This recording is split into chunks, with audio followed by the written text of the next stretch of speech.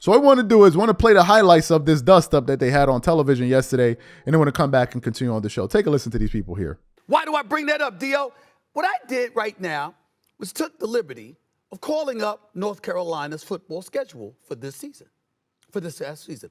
Let me throw out the names. Now, we watched Georgia and Alabama. Wasn't that a great game a few weeks ago? Yes, Marvelous sir. game, right? We've seen Texas A&M and Texas. You remember that game? Wasn't that a beautiful game? Didn't we see Texas and Georgia? Wasn't that a hell of a game? Didn't we see all of that, fellas? Yep. Now let me give you North Carolina. What you got? Minnesota. Charlotte. This ain't the NFL. This is college football. This is what we're talking about here.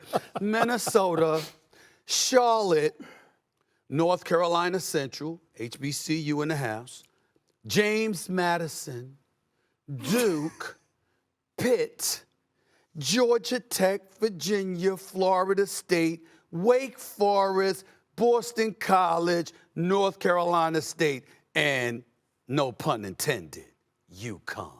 Wow.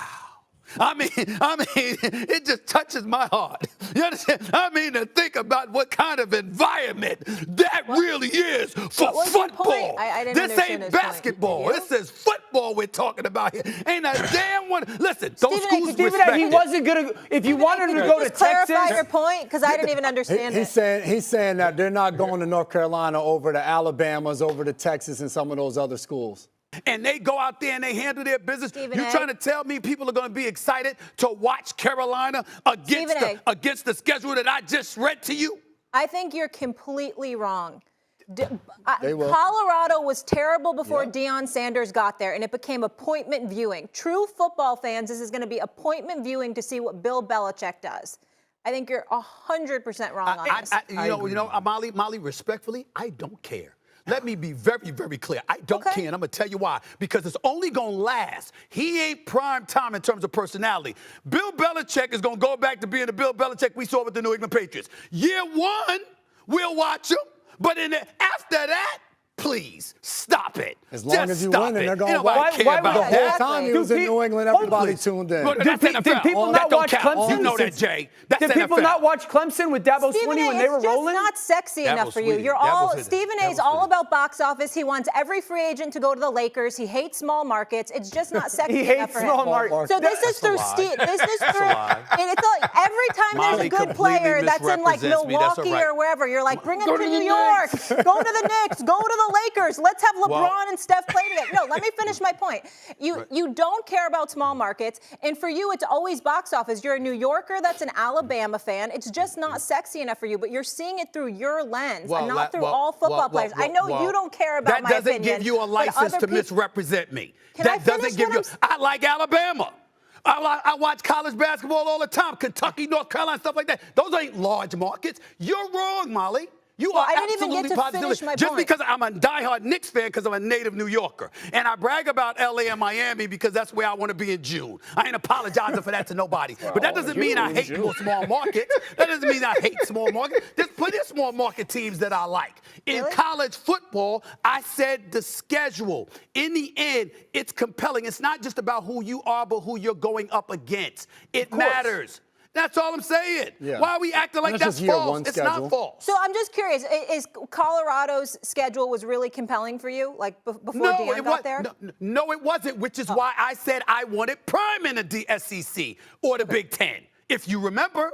Got it. But did you continue to watch his games anyway, or did you just watch a couple and then you stopped? Like you're gonna do with Bill Belichick. He said no. I didn't watch him all the time. I watched him against stiff competition. But Stephen A., I don't think anyone's disagreeing with your premise of you want to see the marquee matchup every weekend. Yes. There's a reason why Jimmy Pitaro and Burke Magnus went and got the SEC package. We are all aware of that.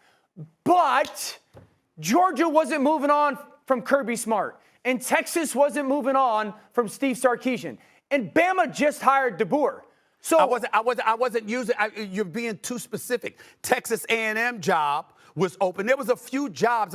I'm not even talking about college football specifically. Whether it's college football or the NFL, it's Bill Belichick. So when I look at North Carolina, I'm like, damn, you're really, really lucky that you got him, because the program and its history didn't warrant them getting the caliber of a Bill Belichick as their head coach. Who the hell can disagree with that? That's a fair point. And that is a fair fact.